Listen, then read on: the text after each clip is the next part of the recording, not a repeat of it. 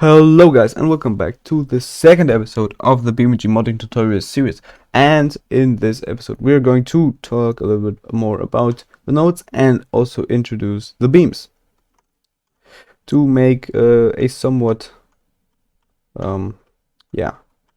supporting structure that actually just doesn't do that whenever you spawn it, and you can't just fling around the nodes everywhere. Yeah, that's what we're going to do today.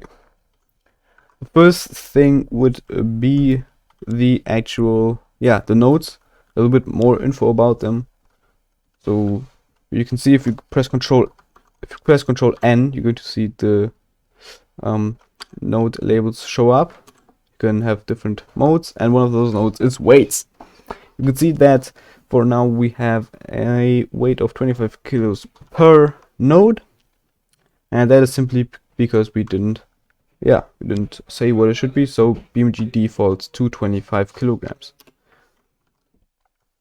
You can see we also have materials, which is for this one unknown. Yeah, because we didn't specify anything.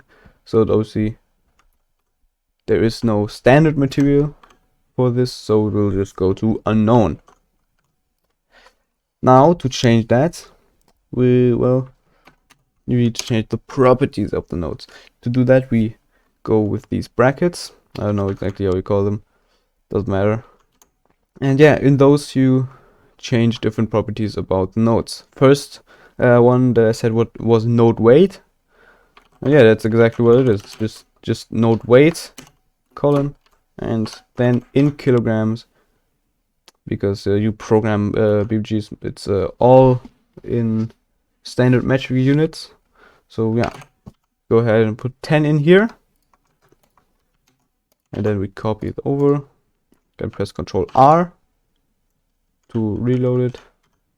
Then we get the 10 kilograms on each node. By the way, I unpacked the mod because it's just a lot easier to work on if you have it unpacked. So yeah, just for your information. And now for node material, which was the second thing I said, material. That works a little bit different because we go NM, I think, which stands for node material, and then underscore. For example, metal would be a material type. I wish we see here. Oh wait. Oh yeah. There you go. You have to make that like vertical line before it. And then you get that, I don't know what kind of symbol or how it's called. We do that, there you go. Now we have it as metal. We could go for, I don't know, rubber.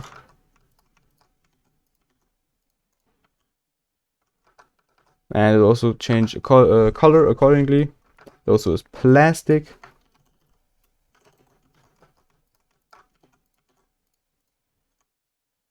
There you go, plastic and glass. Yeah, those four, I think, was it four? I think those four are the most common ones, and they change. First of all, they change sounds. So like metal scraping sounds obviously different than rubber or plastic or glass, and also what kind of particles. For example, if you have metal sliding across, for example, this concrete, it would make sparks. And yeah, you can't see it yet. For this, maybe it's just not. Where did it go? Oh yeah, not enough speed or whatever. So but that's what the material changes. Also changes how it behaves in terms of like friction patterns or something like that. And yeah, there are a lot of different node properties. There also is collision, one of the more important ones, which is just a boolean value, so either true or false. You can see if I set this to false and reload, you can see it changes the node with which you go with Control M. You go into the nodes debug mode, and you can see they turned pink. If they don't have collision, they turn into pink ones, and you can see, yeah, they don't collide anymore. There also is self collision. Let me turn it back on. Self collision, which basically self collision just means if it's going to collide with, if the nodes are going to collide with the collision triangles of the own vehicle. Collision triangles, we're going to do that later too, but yeah, that's just BeamNG's form of collision detection for the vehicles. Collision triangles, they're called. And yeah, changes if your vehicle or the nodes can collide with whatever else is on your vehicle. So yeah, if it can collide with itself. And if you set both of these true, I think it's also going to change the color to yellow. Yeah, that's right. But the most usual thing, I think, is collision true and self collision false. That's what you're going to see use most. So we'll just keep it at that. Okay, now we're going to do the beams actually. And the beams are pretty self-explanatory. I mean, there are beams that connect two nodes, and that's mostly all they do. Obviously, they have there are a lot of different types, and they have a lot of different use cases, and it's mostly how you connect two things, and with what kind of beam. For now, we're just going to talk about the normal type beams. Yeah, they're just the most simple. So for that, we're going to make a new section. There you go, and the header again in here. Now this time it's a little bit different, because in here we have ID1, ID2, and we have importantly a colon after that, because we are referencing something that already exists. We are referencing the IDs of the nodes. So, for example, if you would want to connect the center one and the up one, we would go TC the up. By the way, the in what order you write them doesn't change anything actually. Yeah. So this is just the ID of the first node is TC, you can see it right there, and the second node. And if you now press Ctrl B for beam visualization, there you go, you can see there's the beam. Press Ctrl B again, you can see the now they're colored with different types. You can see all the types, and yeah, as I said, only the normal type for now. You can see it's green, and yeah, normal type is green. Now if we unpause the simulation, you can see now it doesn't fall down. And yeah, that's because the beam is what it's doing what the only thing it can actually do is resist compression or expansion. That's what it does. It's like, well, it's like a spring actually. Not as springy as you would expect, but a beam just resists to expand or resists contracting. And how much it does that actually is defined with another property called beam spring. How springy or how stiff, because obviously higher values means more stiff. The default is 430,000, and the unit is Newton per meter, which means 430,000 means you would need 430,000 newtons of force to compress or expand the beam by an entire meter. Obviously that is quite a lot. I think that would be like a weight of 43 tons. Wait, I think so, yes. I think 430,000 newtons is uh, equivalent to what an object with the weight of 43 tons would apply. So, yeah. For example, if we now put in a much lower value, such as 20,000, which is very, very low. Let's go ahead and copy this over. Press Ctrl R to reload, and then if I unpause the simulation, you can see that the beam went down a little bit. And yeah, that's because actually you can calculate it, how much distance that actually was. So we have 10 kilograms times 9.81 meters per second squared means there is a force of 98 newtons from gravity, obviously, acting down on this beam right here. And because we have a beam spring of 20,000, just divide this by 20,000, and that is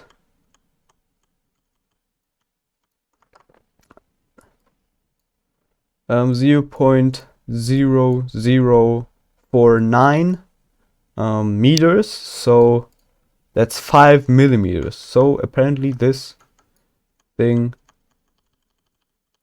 goes down by 5 millimeters. Obviously it's, I don't know if you, to be honest, I can't really tell if that calculation is accurate. But for example, if you wanted to go halfway down, we have 98 newtons. Yeah, I think we just go and have to put this to 200, meaning, there you go. It just goes halfway down. Obviously, a value of 200 is very, very, very low, and you would never actually use this, I think, except for something where you actually have like a spring. For example, the springs in the vehicles are exactly like that. They just have some lower kind of spring value, and that's how the springs in the game work, in the vehicles work. Yeah, but let me put this up to 200,000. I think is going to be all right. Yeah, you can see now it's standing still on top of there. Yeah, but as I said, the beams actually only resist contracting and expanding. So yeah, that's exactly what our job is now, to make this structure more rigid and actually stop it from falling over like this. And what we do to that is, first I'm going to connect the left and back node to Ctrl R again, and you can see now I've got those connected.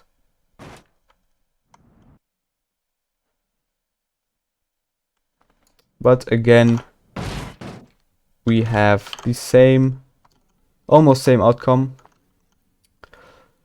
and it's not really a good structure. So what we're going to do is add triangles, or better said, beams in the shape of triangles, or form triangles out of beams, because a triangle is the most stable geometric shape on its own. And yeah, that's why, for example, if you had squares or rectangles, you would still divide them up into triangles to get that rigidity that they offer. So let's go ahead. Up to back will form a triangle right here, and up to left will form a triangle right here. And for the last one, that will be left to back,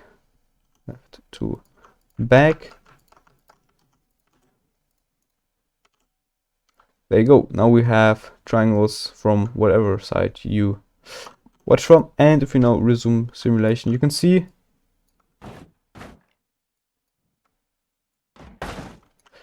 that we have a, yeah, sort of rigid structure. And now we can actually maybe get some sparks. Come on. No sparks, but you can hear the sound, at least.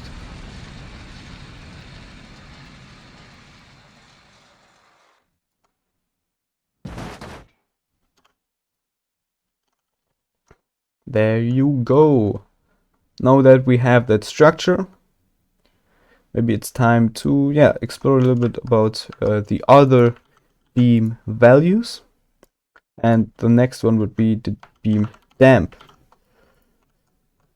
So yeah, I'm just going to show you what happens if we just copy, if we just duplicate.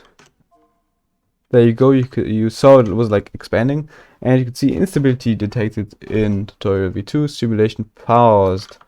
And yeah, what happened if we go into slow motion, reset, and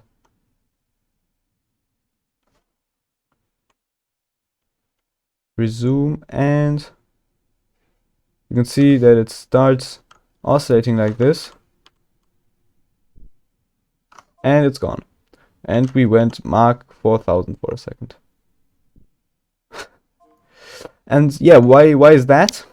Well, what beam damp does, or what the value does, it changes how much the beam tries to remove oscillation. So the higher beam damp, the more it slows down oscillations. Like a damper again. Example with the suspension, like a damper in a vehicle, it slows down. It slows down oscillations, but that would be the unit for this is newtons per meters per second. So meters per second, obviously speed or velocity. So the faster the beam expands or contracts, the more opposing force. It's an opposing force because it's obviously trying to slow that expansion or contraction down. Yeah, but obviously that is quite a high value. Usually you go like within the hundreds or sometimes even the tens with that value. So if you go change that back, you can see now it's perfectly stable. Oh wait, we're still in slow motion. There you go. You might have been able to see, yeah, right there. It's still flexible. We aren't even at the standard value of 430,000 in the beam spring. And now, yeah, now it's a lot stiffer.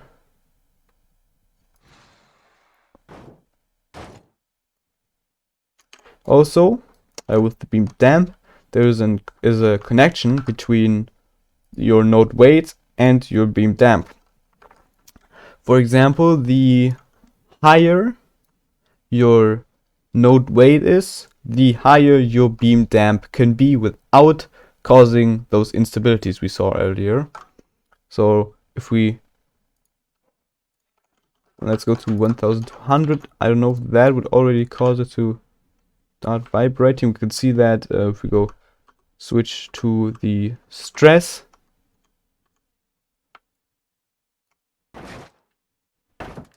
Yeah, that's not enough yet to make it oscillate. Okay, let's go for something like 7000. I'm just trying to reach some sort of threshold.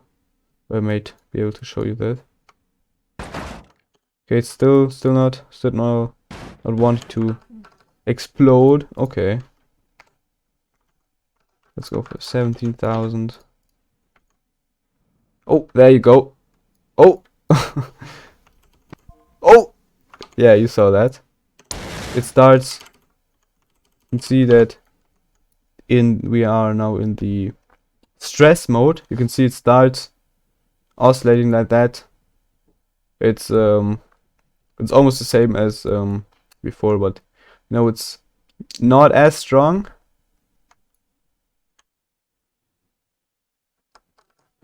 Maybe a 10,000. 10,000 flat might be just the threshold I need.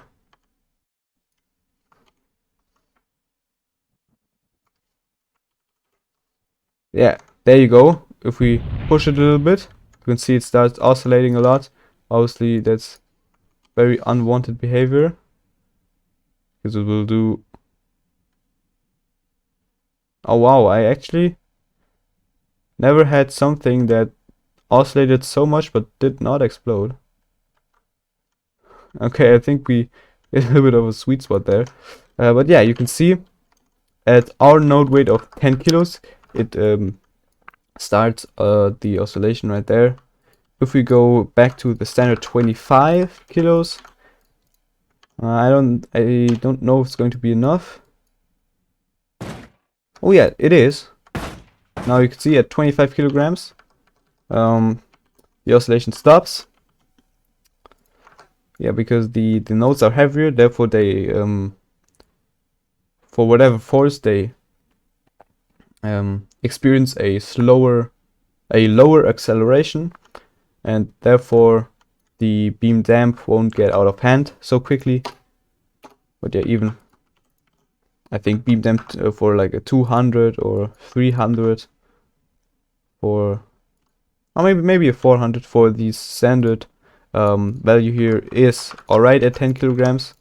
There you go. Now we've got the beam damp figured out, and also a higher spring value also can, well, an excessively high spring rate also can cause some oscillations.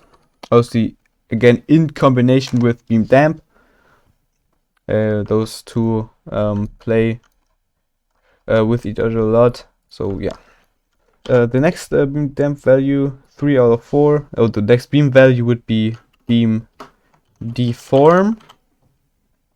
Here again, we're going to go for a little bit of a higher value. I can show you why. Because beam deform is, well, just how much force, again in Newton, it is needed to permanently deform a beam. So if I start pulling on this one, you can see it gets permanently deformed and stays at the length it got deformed into. If we go to displacement, no, deformation mode, you can see, yeah, red is for compression, by the way, and blue is expansion. You can see this beam here is deformed just as these other two, because they're obviously connected, and it's kind of red, so obviously you can see it's compressed. And yeah, so again, for this one I would go for a higher value, 50,000. Obviously, it depends on whatever you're trying to achieve with whatever you're trying to model. Or now you can see, it's a lot harder. Maybe if we pull down on the top one. Okay, now it doesn't really want to deform that much, but that's good. Obviously, it's hard to hold this thing in place or throw it against something, so yeah, it's maybe a little bit hard. Oh yeah, we got a little bit. Yeah, you can see now it's deformed. So that's beam deform for you. And the last one, and probably the simplest one, I would say, is beam strength. I always can't remember how you type it, so it's probably not going to work. Let me see real quick. Oh wait, strength. TH. Okay, yeah. Okay, good. Now the default value for this is actually not surprisingly not a number, but FLT_max, which basically means that the beam is infinitely strong. So usually you would put a whatever number in there, and it would just mean if the beam experiences a force greater than that value, it will just break. Oh yeah, that's why I would say it's the simplest one. Yeah, the only thing special about this is that you have the flat max, which just means the beam can't be broken. Yeah, it's, you know, I can show you. You can see the beams don't break. Whoa! Even if I do that. Go back to the type plus broken. You can see if there were any broken beams, they would be red. So yeah, let's put this, I don't know, 40,000. Let's throw it at that wall again. Maybe I can even get it to break without that. Oh, and maybe. Well, not exactly what I wanted to do. This shape actually doesn't like to break its beam because yeah, they can easily go in deform in a different direction. But I think I can show you something where let's make another node. Just going to call it node 1, and I think I'm going to place it somewhere around here. So 0.5, 0.5, and 0.5. So I can show you the beam strength there. Oh, yeah, there you go. And I'm just going to quickly attach this there, just with a different beam strength. I'm going to go down with it a lot. Let's go for 6,000, and yeah, connect one just to every other one.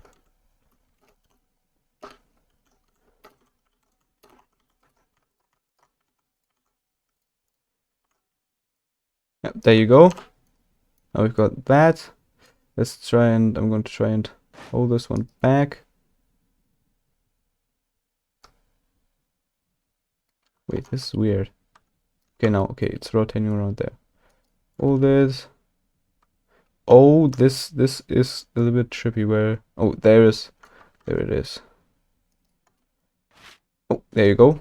We pulled on it. Now those beams are broken. And yeah, the node has separated. Try it again. Pull hard enough on it. It just breaks those beams. And those are the 4 simple properties for the beams. There are a lot of different ones. For example, beam compression and beam pre-compression, beam long bound, short bound, pre-compression time. I mean, if we just go ahead somewhere, yeah, so with like suspension, you can see here long bound range, short bound range, bound zone, beam limit spring, limit damp. There is a lot to uncover, but it is not as complicated as you might think. But yeah, that's it for today's episode, the basic of the beams. And yeah, I hope you guys really enjoyed, learned something new, and yeah, I see you guys again in the next video. And don't forget to subscribe to not miss the future episodes.